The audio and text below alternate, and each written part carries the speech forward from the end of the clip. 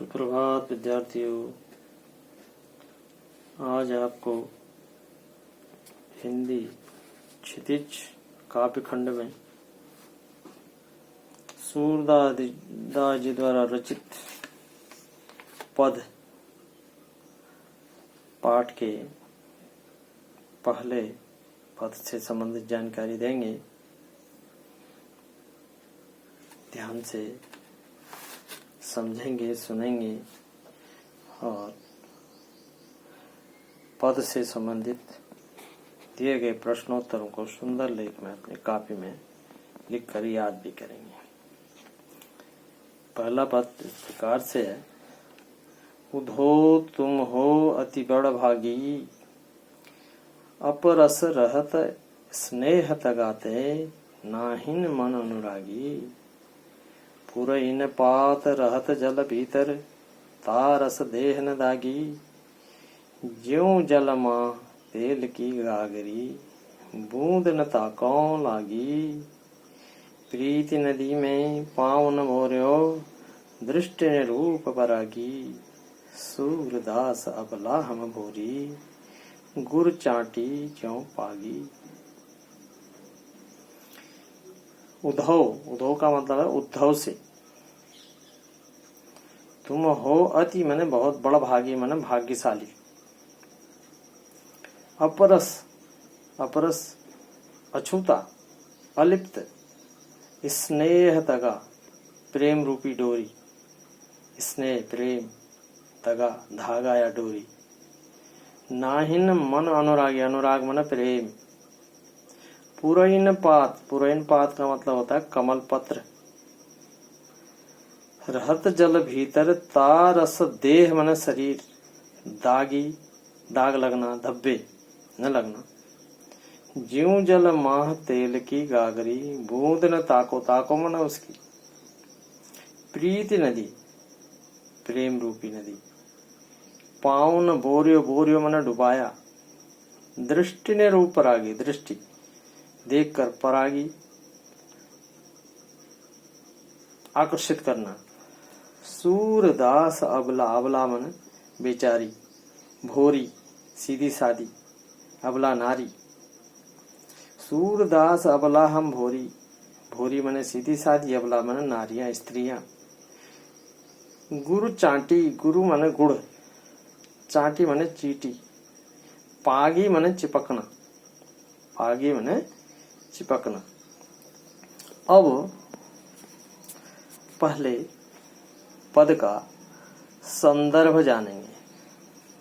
प्रस्तुत पद हमारी पाठ्य पुस्तक क्षितिज भाग 2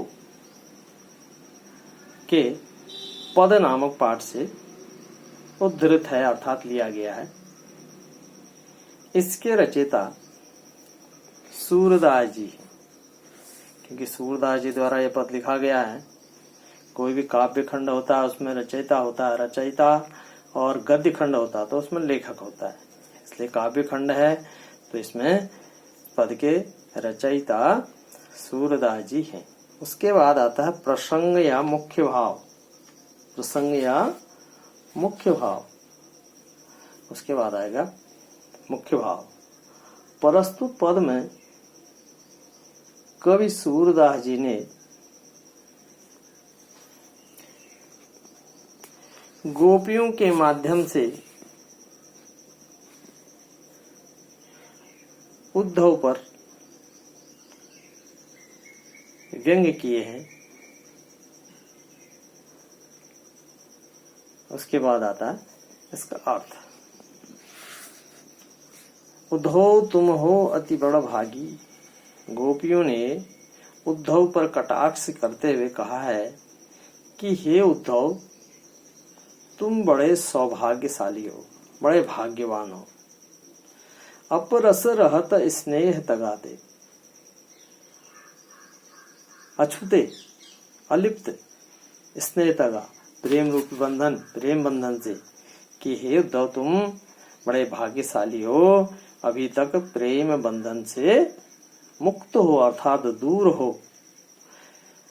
ते नाहिन मन अनुरागी, और नहीं किसी के प्रेम से तुम जुड़े हो। पूरे इन पात रहत जल भीतर। गोपियां उद्धव पर कटाक्ष कर रही हैं कि हे उद्धव, तुम्हारी तो ऐसी स्थिति है जिस प्रकार से पूरा इन पात कमल पत्र रहत जल भीतर, जिस प्रकार से तालाब के पानी में कमल पत्र होता है, तारस देह न लागी, और उसके बाद भी उस कमल पत्र पर एक भी पानी की बूंद नहीं ठहरती, अर्थात पानी नहीं लगता। ज्यूं जल माह तेल की गागरी बूंद न ताको लागी। जिस प्रकार से तेल से भरी गागरी को जल में डुबो देने पर उस पर पानी की एक भी बूंद का असर नहीं होता है, ऐसी ही स्थिति तुम्हारी है। प्रीति नदी में पाँव न बोरियो, दृष्टि निरूप परागी। अरे हे उद्धव, तुम तो कृष्ण की प्रेम रूपी नदी के पास ही रहते हो, अर्थात तुम तो हमेशा कृष्ण के पास ही रहते हो। प्रीति नदी में पाँव न बोरियो, अर्थात कृष्ण की प्रेम रूपी नदी, अर्थात कृष्ण के पास रहने पर भी कृष्ण के प्रेम रूपी नदी में तुमने अपना चरण तक स्पर्श नहीं किया। दृष्टि ने रूप पर आगे, न तो तुम उनकी ओर आकर्षित हुए और न उन्हें तुमने अपनी ओर आकर्षित किया। सूरदास अबला हम भोरी, गुरु चाटी ज्यों पागी। कवि सूरदास जी कहते हैं, गोपियां उद्धव पर कटाक्ष करते हुए कहती हैं कि हे उद्धव, हम तो बेचारी सीधी साधी महिलाएं हैं, हम तो भोली भाली महिलाएं हैं। हमारी स्थिति तो इस प्रकार से है जिस प्रकार से गुड़ चाटी ज्यों पागी, जिस प्रकार से गुड़ पर चींटी चिपक जाती है और उस चींटी को गुड़ से हटना मंजूर नहीं, मरना स्वीकार है, लेकिन वह चींटी गुड़ से नहीं हटती है। ठीक उसी प्रकार से हम कृष्ण के प्रेम में इतनी आसक्त हो गई हैं कि अब हमें कन्हैया से दूर रहना मंजूर नहीं। तो हमारी स्थिति तो इस प्रकार से हो गई कि जिस प्रकार से चींटी गुड़ पर चिपक जाती है और उसे उस गुड़ से हटना स्वीकार नहीं होता है, बल्कि मरना वह स्वीकार करती है। ठीक उसी प्रकार से हम कन्हैया के प्रेम में लिप्त हो गई हैं। तो इस प्रकार से सीधा सीधा इसका भाव ही हो गया, अर्थ हो गया। तो कहने का अभिप्राय यह है कि गोपियां कृष्ण के प्रेम बंधन में आसक्त हैं और उद्धव जब उन्हें संदेश देने के लिए आते हैं, संदेश लाते हैं कन्हैया का, तब उद्धव पर ही वह कटाक्ष करने लगती हैं कि हे उद्धव, तुम बड़े सौभाग्यशाली हो, बड़े भाग्यवान हो, क्योंकि तुम अभी तक किसी के प्रेम बंधन में नहीं रहे हो, अछूते हो, न तुम किसी की ओर आकर्षित हुए, न तुमने किसी को अपनी ओर आकर्षित किया। तुम्हारी स्थिति तो हे उद्धव ऐसी है जिस प्रकार से तालाब के पानी में कमल पत्र रहता है, लेकिन कमल पत्र पानी में रहने के बाद भी उस पर एक भी पानी की बूंद नहीं ठहरती। जिस प्रकार से तेल से भरी गागरी को जल में डुबो देने पर उस पर पानी की बूंद का कोई असर नहीं होता है, ठीक उसी प्रकार से हे उद्धव तुम्हारी स्थिति है। तुम कन्हैया के पास रहते हो, फिर भी तुम उनकी ओर आकर्षित नहीं हुए, नहीं तुमने उन्हें अपनी ओर आकर्षित किया। प्रीत नदी में पाँव न बोरे हो, तुम कन्हैया के नजदीक रहते हो, प्रेम रूपी नदी में फिर भी तुमने अपना पैर तक स्पर्श नहीं किया, डुबाया नहीं, अर्थात कन्हैया के प्रेम बंधन में तुम नहीं बंधे। न तुमने उन्हें अपनी ओर आकर्षित किया और न तुम उनकी ओर आकर्षित हुए। कवि सूरदास जी कहते हैं कि गोपियां उद्धव पर व्यंग करते हुए कहते हैं कि हम तो भोली भाली नारियां हैं, अर्थात सीधी सादी नारियां हैं। हमारी स्थिति तो वह उस चींटी की तरह है जिस प्रकार से चींटी गुड़ पर चिपक जाती हैं। उन्हें गुड़ से हटना स्वीकार नहीं होता है, बल्कि उस पर अपने प्राणों को न्यौछावर कर देती हैं। ठीक उसी प्रकार से हम कृष्ण के प्रेम बंधन में बंध चुकी हैं। तो इस प्रकार से इसका काव्य सौंदर्य भी होगा। प्रस्तुत पद गेय और लयबद्ध है। पद में ब्रज भाषा का प्रयोग किया गया है। चीटी ज्यों पागी में उत्प्रेक्षा अलंकार है। पूरा इन पात में अनुप्रास अलंकार है।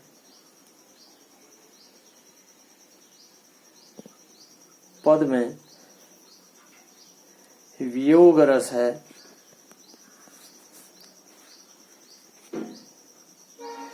पद में गोपियों द्वारा उद्धव पर कटाक्ष किया गया है।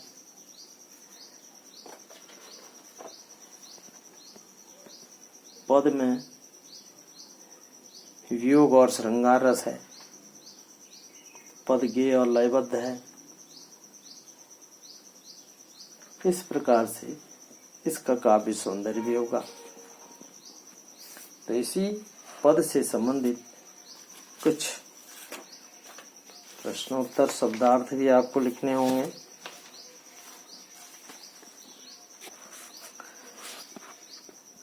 शब्दार्थ इस प्रकार से है। बड़ा भागी, भाग्यशाली, अपरस, निरस, अलिप्त या अछूता, स्नेह, प्रेम, पूर्ण पात, कमल पत्र, दागी, दाग या धब्बे से मुक्त, ताको मन उसके, पाँव मन पैर, बोरियो मन डुबोया, परागी मन मुग्ध या मोहित होना, चाटी चीटी।